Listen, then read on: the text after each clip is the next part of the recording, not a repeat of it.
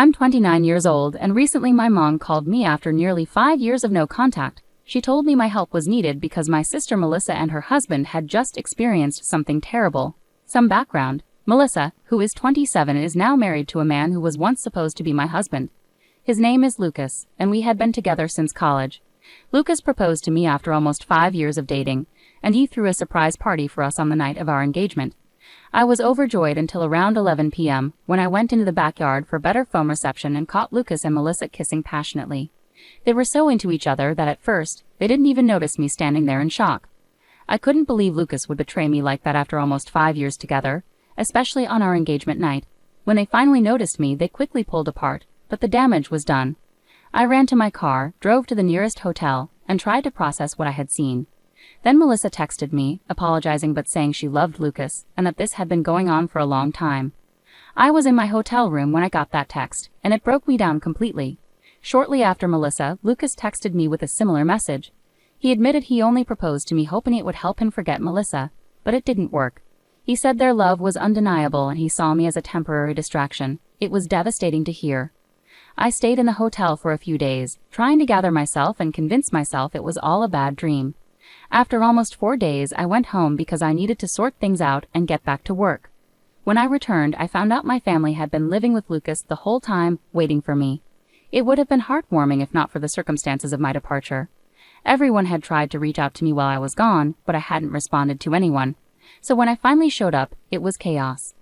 Everyone greeted me warmly when I returned home, even Melissa. She hugged me tearfully, but I was too overwhelmed to react. After the initial chaos settled, I told them I was back only to gather my things and leave for good. Lucas had been quiet until then, but when I mentioned moving out, he spoke up. He said there was no need for me to leave because he had already packed his things. He planned to move in with Melissa now that everything was out in the open. When I returned home, my family seemed oddly cheerful despite the painful situation. They were all smiling, even though I couldn't find anything to smile about. Melissa and Lucas stood together awkwardly, looking sad yet smiling. I couldn't hold back anymore and asked my family why they were smiling. To me, Melissa had just ruined my engagement and taken away my boyfriend of nearly 5 years. There was nothing funny or sweet about it. My mother spoke up then, saying they couldn't change the past but could accept the future. They believed Melissa and Lucas were meant to be together, despite how their relationship started with cheating. They expressed regret but hoped I could understand and accept that this was the best outcome. Melissa apologized tearfully for falling in love with my boyfriend and wished she could have told me sooner. They claimed they were deeply in love and wanted to be together forever. Then, right in front of me, they kissed. My mother even wiped a tear away. I couldn't handle it anymore and told them their behavior was disgusting, not sentimental. To my surprise, my family got annoyed with me. They said I was being bratty and making it all about myself instead of being happy for my sister. I was shocked and demanded everyone leave my house. I couldn't believe they were defending Melissa and Lucas and making me out to be the bad one. My father even told me to stop acting like a child and accept what had happened. They acted like I should celebrate my sister finding her soulmate instead of feeling hurt and betrayed. It was all too much for me to handle. So I decided to forget it all. I went into my room, packed a few things, and left without saying a word or listening to their pleas. They called after me, asking me to stay, but I had nothing more to say. It was painfully obvious that they cared more about Melissa's happiness than about me or what was fair.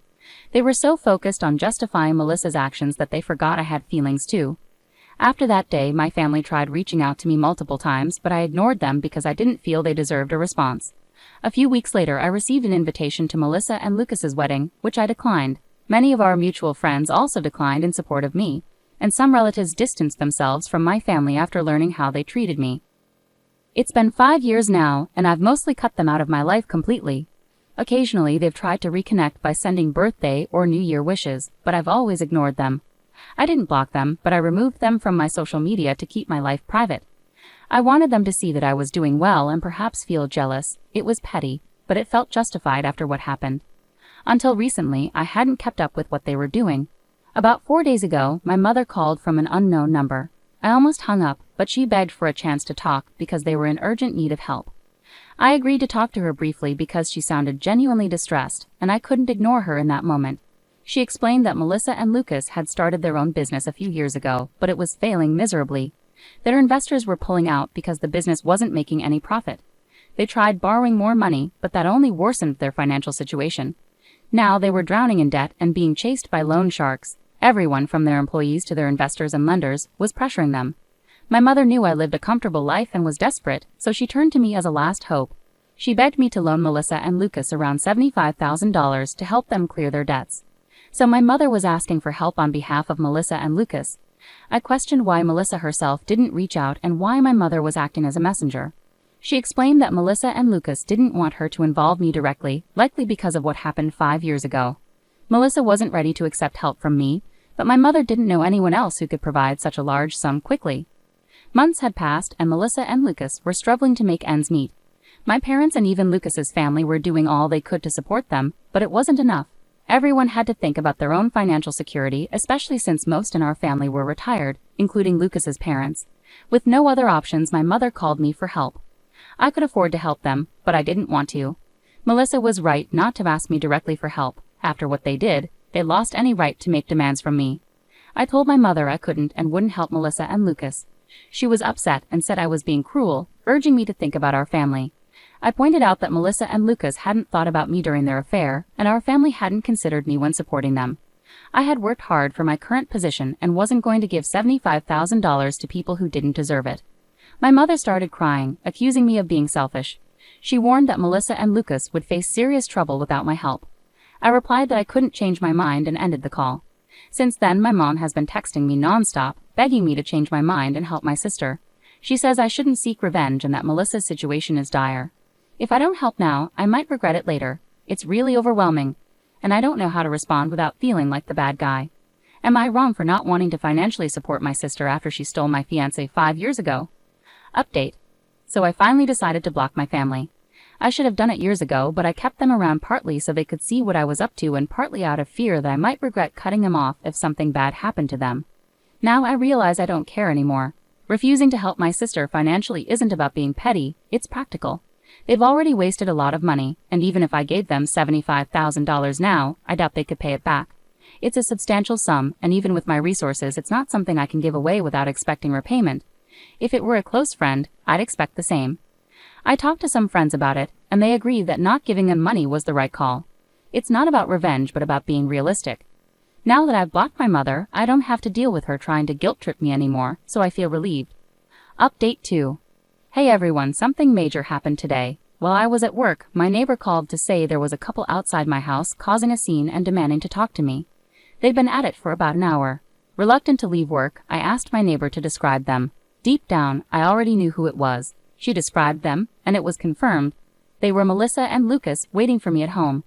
My neighbor insisted I come home to handle the situation as she didn't trust that Melissa and Lucas were up to any good. Given their history, I agreed. I thanked her and drove home immediately, not wanting to risk them getting inside my house. When I arrived about 15 minutes later, I found them trying to pick the lock. I pulled up and demanded to know what they thought they were doing. I attempted to call the police, but Lucas quickly knocked the phone out of my hand. Melissa approached and claimed they just wanted to talk, and weren't there to take anything, at least not at that moment. I told them to speak quickly and made it clear they wouldn't be coming inside. They agreed to talk in the yard, which was a relief since inviting them in didn't seem safe given their apparent hostility. I told them to make it quick and that they shouldn't expect me to invite them inside. They agreed to talk in the yard, which was a relief given their hostility. Melissa began by saying my mother had informed her about our phone call and how I had ignored their texts and blocked them all. She accused me of being unfair, saying it had been 5 years and I should be over it by now. She claimed I was acting out for attention and said she felt insulted by my refusal to help them. That's why she was there to talk.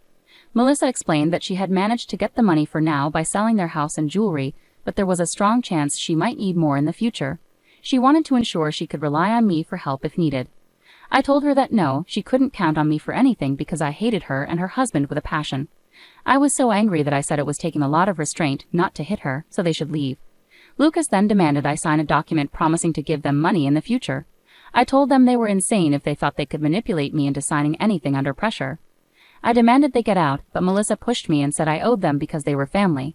I was shocked and nearly slapped her but controlled myself, knowing violence would only make things worse.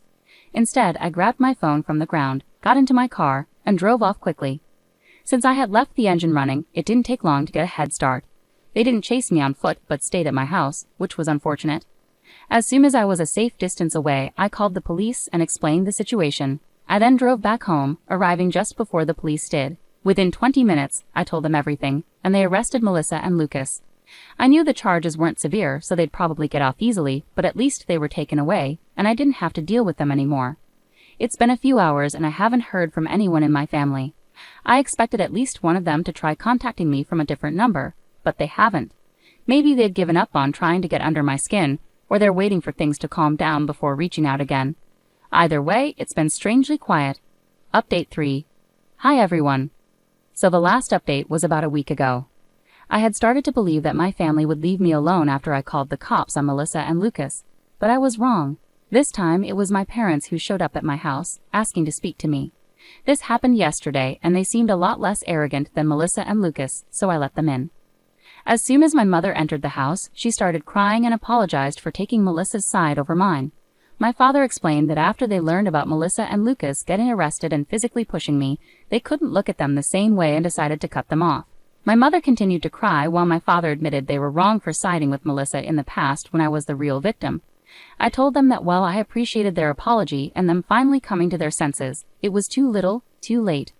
I was now used to living my life on my own terms and didn't want to go back to putting my family before myself. So even though I appreciated their visit and apology, I couldn't promise to work on our relationship. I felt there was no point in trying to salvage something that was already ruined, even if it was with my parents. They tried to convince me that we could fix things if we wanted to, but that was the problem. I didn't want to anymore. I just wanted to be by myself. I told them I respected their efforts, but I was done.